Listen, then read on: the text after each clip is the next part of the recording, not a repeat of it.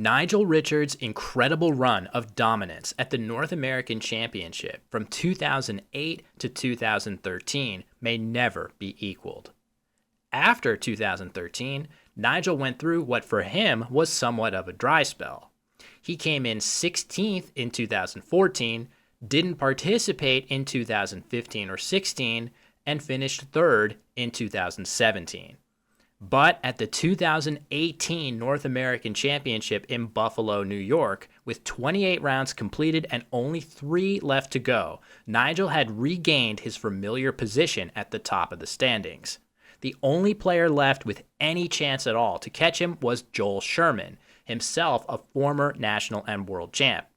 Joel would need to win 3 straight games against the best player in the world to pull it off. Those 3 games were an absolutely spectacular display of Scrabble at its most compelling, and perfect candidates for an episode of Scrabble History. Needing just one more win to clinch the championship, Nigel goes first in round 29, and without a useful cue play available, he exchanges it to start the game. Joel is overrun with consonants and wisely elects to exchange as well. Nigel draws the Z and plays his top-scoring move of Zebra for 52. Though Joel is waiting with the 7-letter bingo of Pro Legs on his rack, he takes his time after Zebra to find an even better move of Gospeler for 94, hitting 2 double word scores. Nigel bingos right back with Degusted, and after Joel's pawing, both players trade bingos, Nigel with Oliveri and Joel answering with baronets. On his next turn, Nigel has several good candidate moves, including the simple Mopey for 45.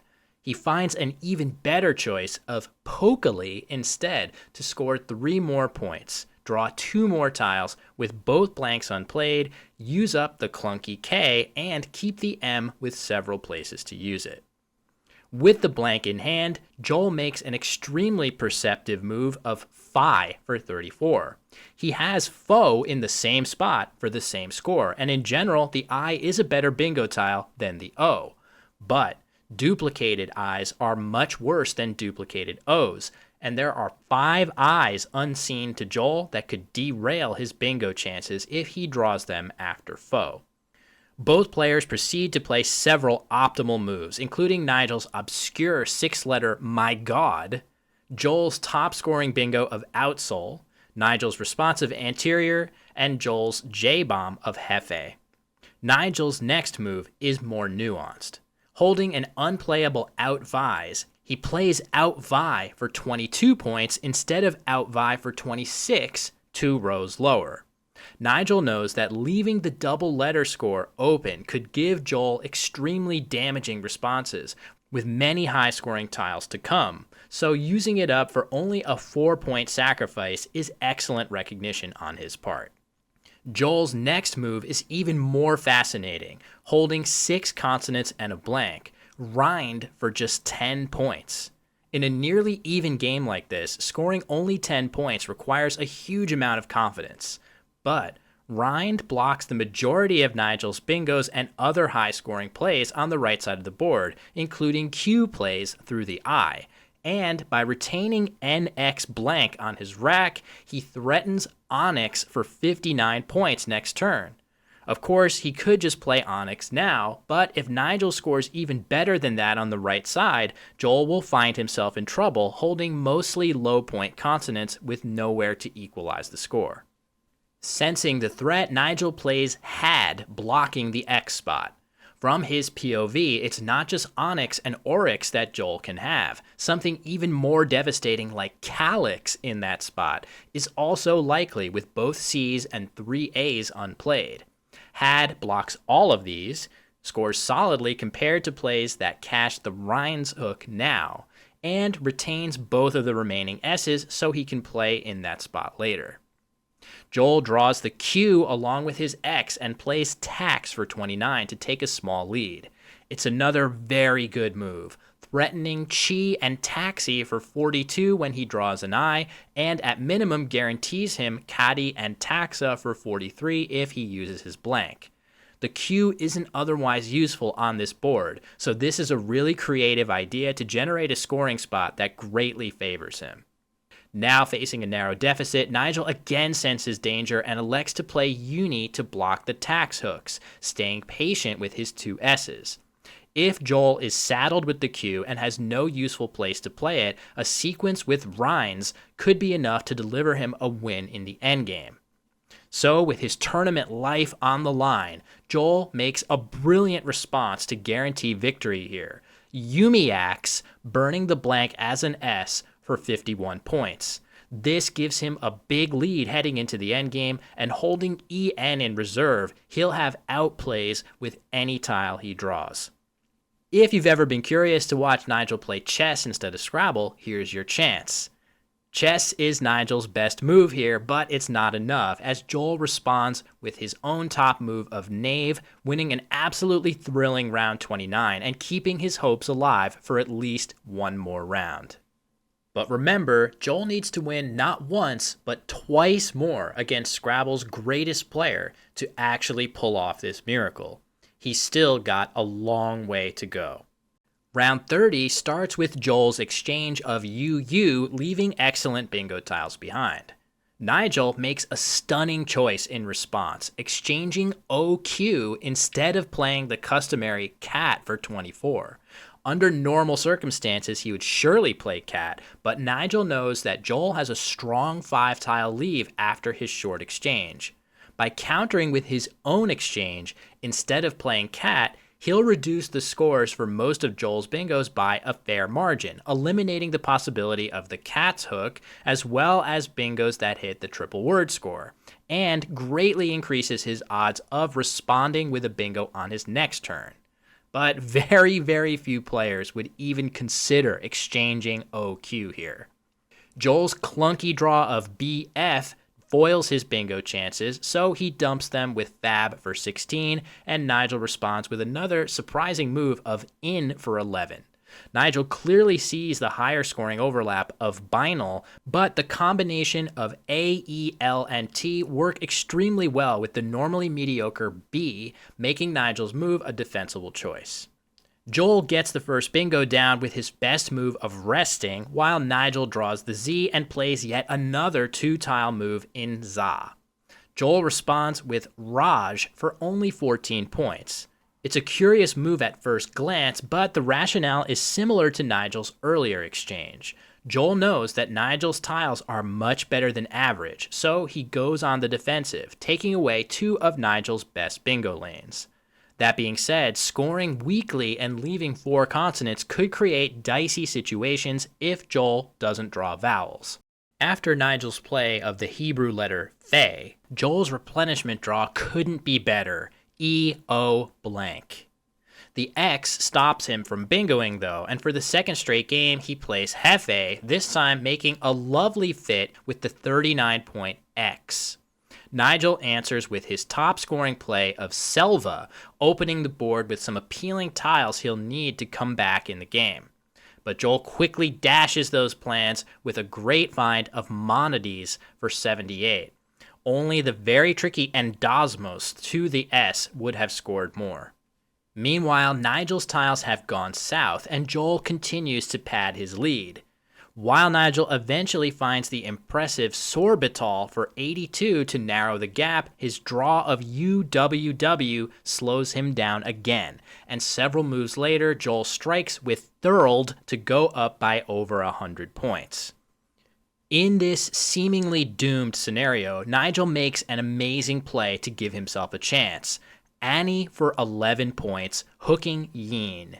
This sets up an enormous spot where an S can play, with Nigel holding the 4th and final S, creating an entirely new threat to pair with the open T of Thurled at the top of the board, where triple-triple bingos could still deliver him a victory.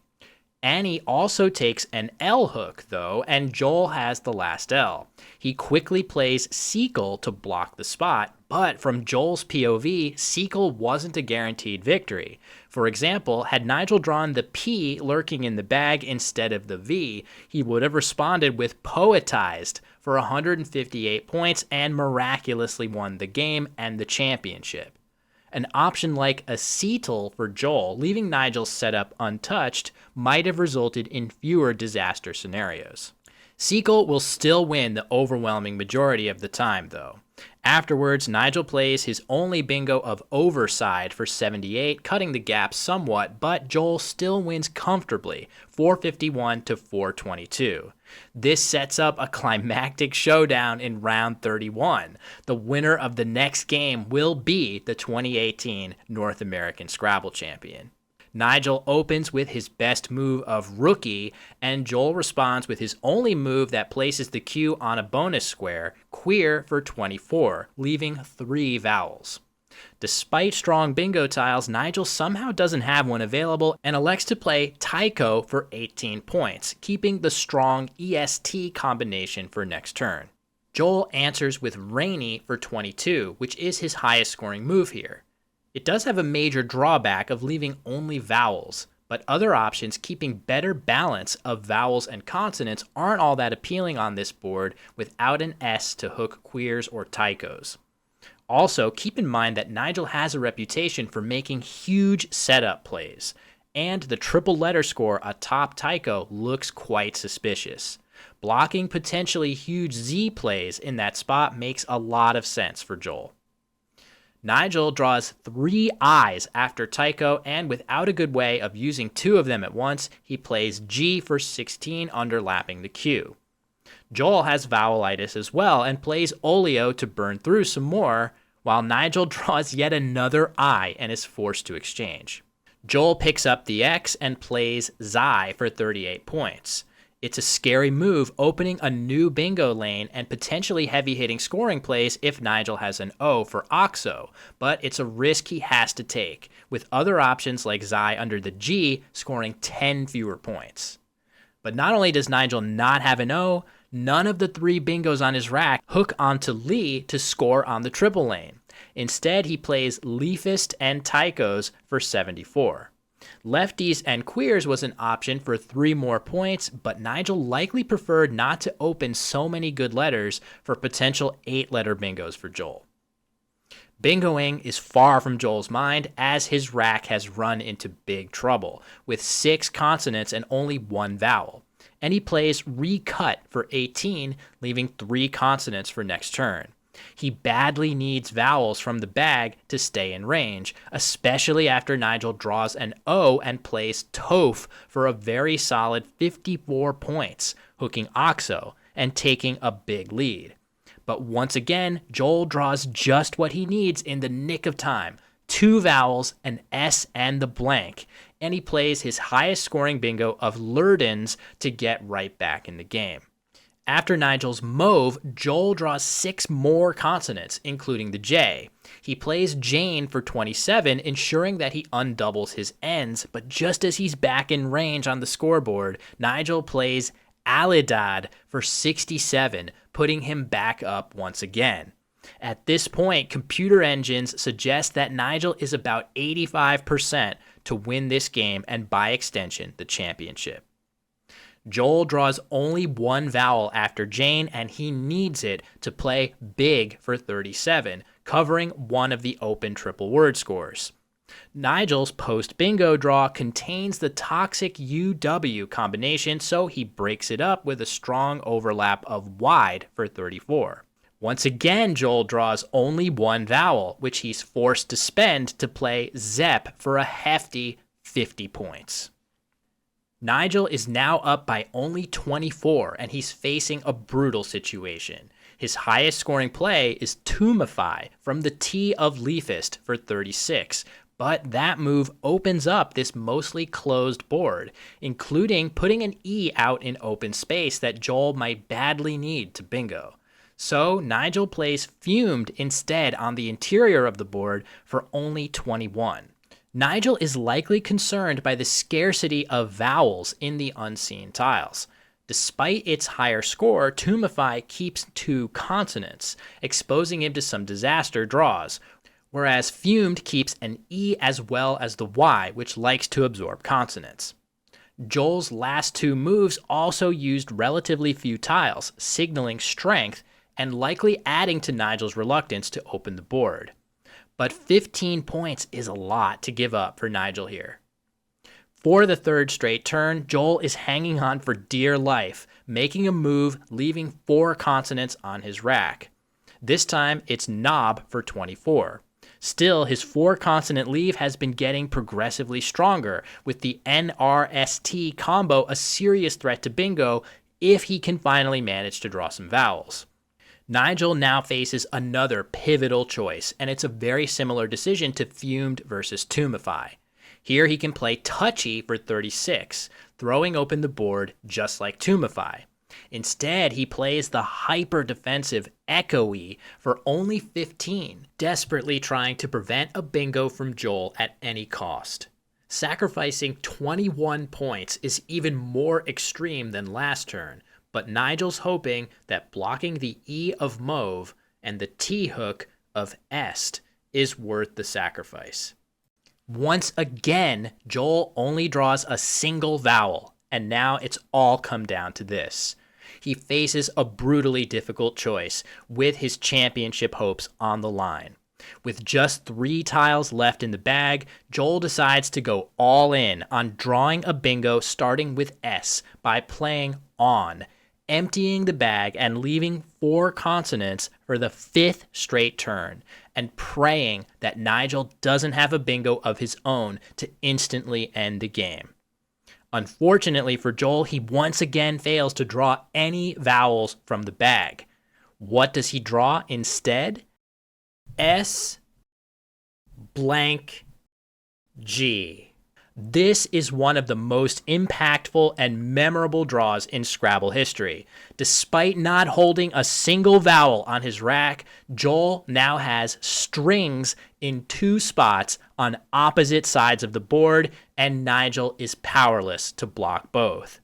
As always, even in a losing position, Nigel makes his best endgame move of trave. Joel then lays down his winning bingo of strings for 80 points, completing one of the most incredible comebacks in Scrabble history. With this win, Joel clinched his 2nd North American championship, putting him in an elite class of legendary players. And these 3 games with Nigel were some of the most incredible Scrabble you'll ever see. In addition to securing him the title, these games pushed Joel's record against Nigel to 9 wins and 3 losses, an incredible achievement.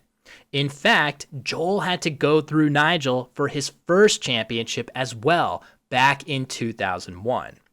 Don't feel too bad for Nigel.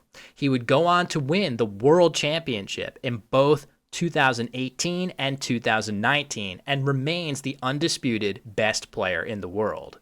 But on this day, after these incredible games, it was Joel Sherman standing atop the Scrabble world once again.